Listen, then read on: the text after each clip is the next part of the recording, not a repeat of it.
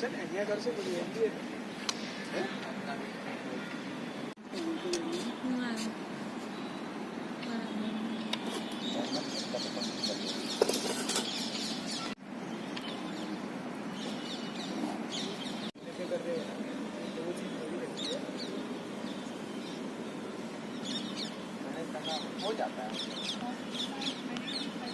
મારું નામ જયવીર અટોડરિયા છે.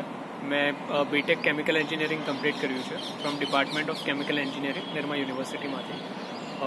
જ્યારે 2021માં નરેન્દ્ર મોદી સરે ગ્રીન હાઇડ્રોજન મિશન અનાઉન્સ કર્યું હતું, national green hydrogen mission, that is NGHM.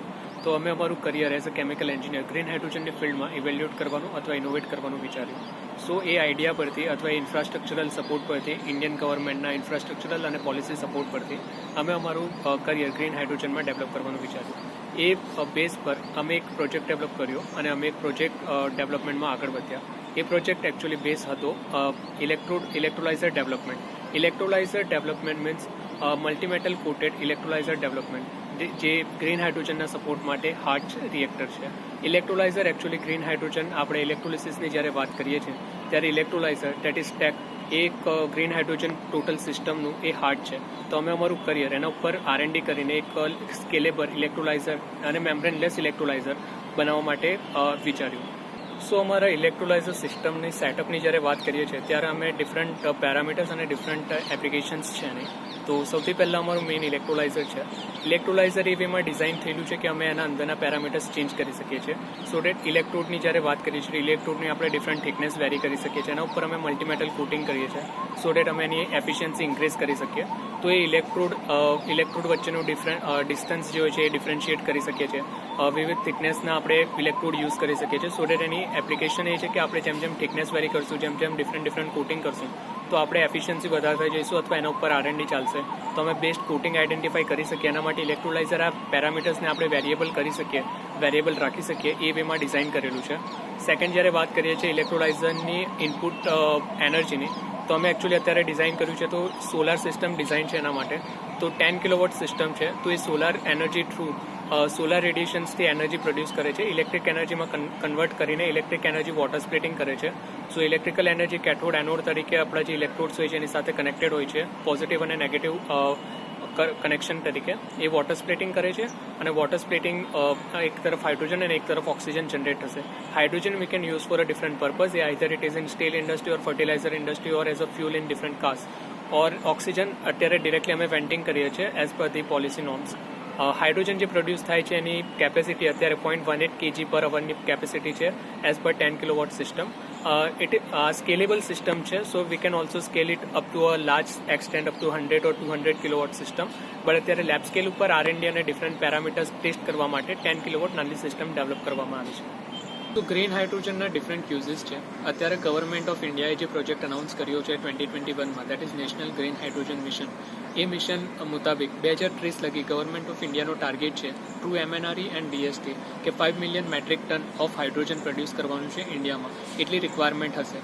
આ રિક્વાયરમેન્ટ હશે ડિફરન્ટ ઇન્ડસ્ટ્રીમાં, such as steel industries, fertiliser industries or either it is automobile industries or any other industries. Steel ઇન્ડસ્ટ્રીમાં આયરન કાસ્ટિંગ માટે જે basic source of energy હોય છે, high temperature energy use કરવાનું જે રિક્વાયરમેન્ટ હોય છે, we can replace the coal energy either by hydrogen or any other renewable sources. Same way જ્યારે ફર્ટિલાઇઝર ઇન્ડસ્ટ્રીમાં વાત કરીએ છીએ ત્યારે હાઇડ્રોજન અત્યારે જે નેચરલ ગેસમાંથી એક્સટ્રેક્ટ કરવામાં આવે છે, તો એની જગ્યાએ જો આપણે ડિરેક્ટ ગ્રીન હાઇડ્રોજનનો યુઝ કરી શકીએ તો it will be a best for the fertiliser industry as well. જ્યારે આપણે વાત કરીએ છીએ નેચરલ ગેસ સપ્લાયની ઓર LPG સપ્લાયની in different household sectors, તો એ જ વેમાં જ્યારે આપણે એને અત્યારે ઇથેનોલ અને પેટ્રોલનું બ્લેન્ડિંગ કરીએ છીએ, એ જ રીતે નેચરલ ગેસ ઓર LPG ઓર હાઇડ્રોજનનું બ્લેન્ડિંગ થોડા એક્સટેન્ડ લગી જો કરવામાં આવશે તો એ પણ તમારું basic raw material that is LPG or natural ગેસનું કન્ઝમ્પશન કમ કરશે અને ગ્રીન હાઇડ્રોજન એમાં બ્લેન્ડિંગ થશે. અત્યારે અમદાવાદમાં અદાની ગેસ દ્વારા એક ટાર્ગેટ લેવામાં આવ્યો છે up to 30% green hydrogen blending in house hold sector. તો એ એક લાઈવ એક્ઝામ્પલ છે કે જ્યાં હાઇડ્રોજનની એપ્લિકેશન્સ ઓલરેડી ચાલુ થઈ ગયા છે. Even different private sector and government સેક્ટર્સના PSUs such as ONGC, NTPC green હાઇડ્રોજનના પ્લાન્ટ ડેવલપ કરી રહી છે. તો આ એના ડિફરન્ટ પર્પસીસ છે અથવા યુઝિસ છે.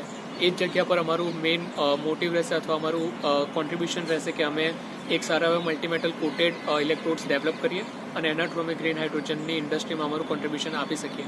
અત્યારે જેટલી પણ ઇમ્પોર્ટેડ ટેકનોલોજીસ અને એના ઉપર જે ડિપેન્ડન્સી છે એ ડિપેન્ડન્સી અમે કમ કરી શકીએ.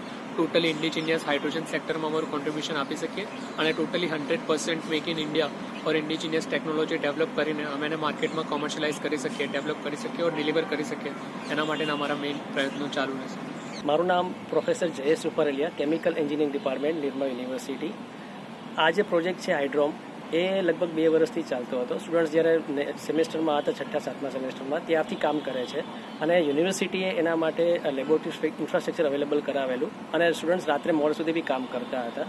હવે જ્યારે ગુજરાત ગવર્મેન્ટે એમને સ્ટાર્ટઅપ માટેની ગ્રાન્ટ આપી છે, ત્યારે અમારો વિચાર એવો છે કે આમાં ફર્ધર રિસર્ચ કરી અને આ પર્ટિક્યુલર પ્રોજેક્ટને અમે ઇન્ડસ્ટ્રીયલ સ્કેલ પર એપ્લિકેશન લઈ શકીએ એવું કરીએ અને વિદ્યાર્થીઓના જે સપનાના જે પર્ટિક્યુલરલી પાંખો મળી છે એને અમે વ્યવસ્થિત ડિરેક્શનમાં લઈ જઈએ.